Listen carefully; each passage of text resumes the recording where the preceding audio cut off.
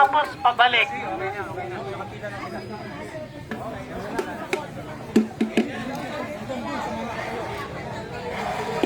Hanggang sa may mga polis daw. Mary Jane Veloso!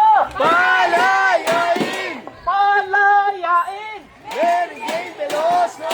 Nakanyanyahan po namin ang mga nandito sa komunidad para po sumama sa amin panawagan, marcha ng panawagan para sa pagpapalaya kay Mary Jane Veloso.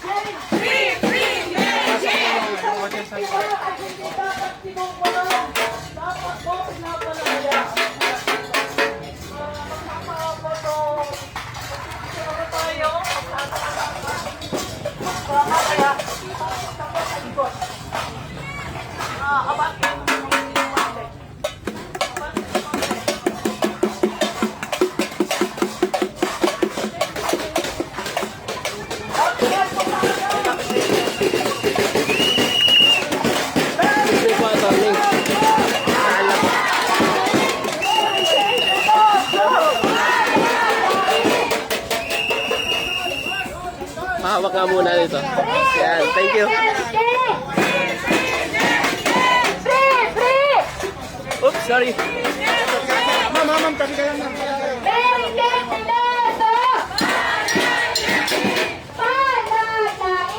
Mary Jane Veloso!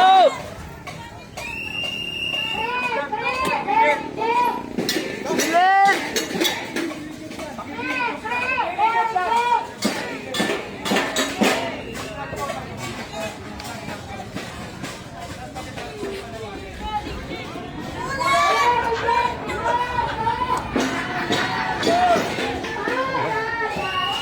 Narinig ko yung pangalan mo.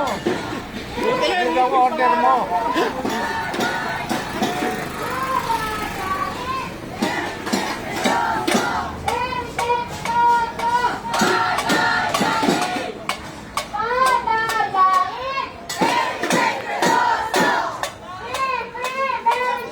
Free, free Mary Jane! Free, free Mary Jane!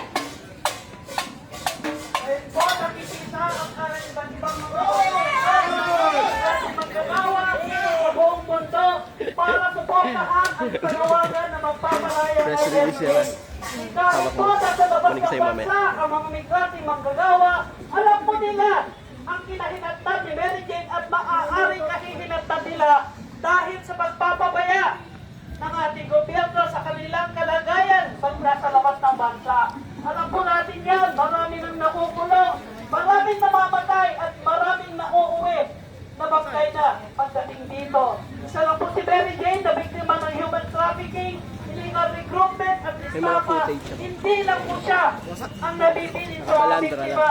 Kaya nananawagan po tayo, nananawagan kami na dapat palayain na si Mary Jane dahil wala siyang kasalanan. Pinayagan na siya ng Indonesian government para makauwi dito. Pero anong ginawa ng ating gobyerno? Kinulong pa rin!